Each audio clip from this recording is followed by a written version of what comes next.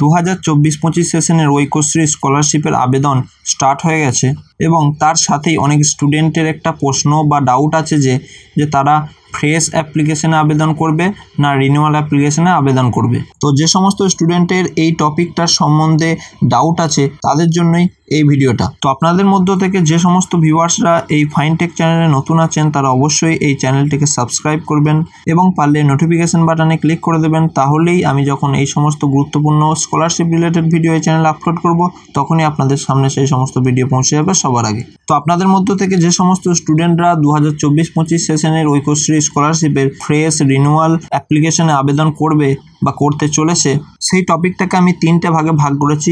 একদিকে রেখেছি fresh application, একদিকে রেখেছি রিনিউয়াল অ্যাপ্লিকেশন এবং একদিকে রেখেছি কারা কারা ওয়েট করবে এখন স্কলারশিপে আবেদন করবে না। তো সর্বপ্রথম কোন ক্যান্ডিডেটগুলো বা কোন স্টুডেন্টগুলো ফ্রেশ অ্যাপ্লিকেশনে আবেদন করতে হবে, তো 1 নম্বর হচ্ছে যে সমস্ত স্টুডেন্টরা স্কুল থেকে বেরিয়ে গেছে, অর্থাৎ 5 থেকে 6 অন্য স্কুলে চলে গেছে, অথবা 10 থেকে 11 অন্য স্কুলে চলে গেছে, অথবা 12 থেকে কলেজে চলে গেছে, অর্থাৎ যে কোনো স্কুল পরিবর্তন হয়েছে আগের বছর থেকে এবছরে, তো সেই সমস্ত স্টুডেন্টরা ফ্রেশ অ্যাপ্লিকেশন করবে।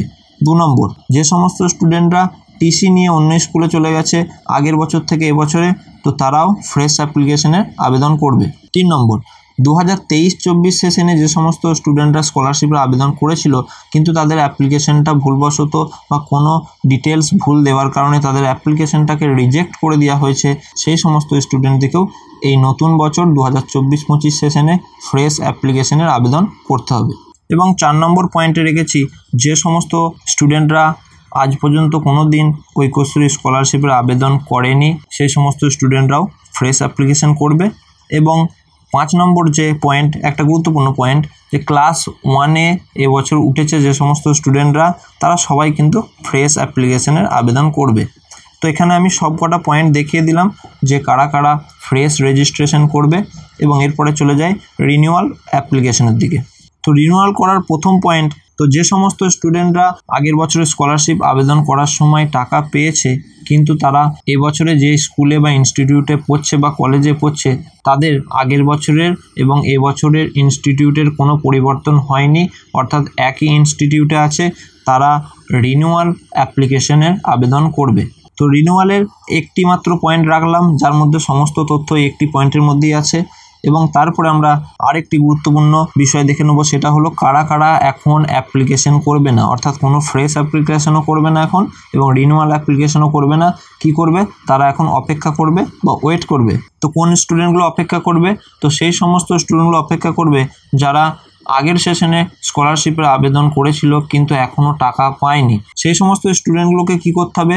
তাদের স্কলারশিপের স্ট্যাটাসটাকে ঐক্যশ্রীর পোর্টাল থেকে গিয়ে চেক করে নিতে হবে এবং চেক করে যদি দেখে যে ইনস্টিটিউট, ডিস্ট্রিক্ট এবং স্টেট লেভেলে কোনো ডিফেক্ট বা রিজেক্ট হয়ে যায়নি, তো স্কলারশিপটা অনেক দেরিতে আবেদন করার জন্য অথবা এখনও টাকা বিশেষ কারণে দেয়নি, তো সেই সমস্ত স্টুডেন্টরা এখন কোনো অ্যাপ্লিকেশনের আবেদন করবে না, তারা এখন জাস্ট ওয়েট করবে, কারণ যতক্ষণ না টাকা ঢোকে তারা রিনিউয়ালের অ্যাপ্লিকেশন করতে পারবে না।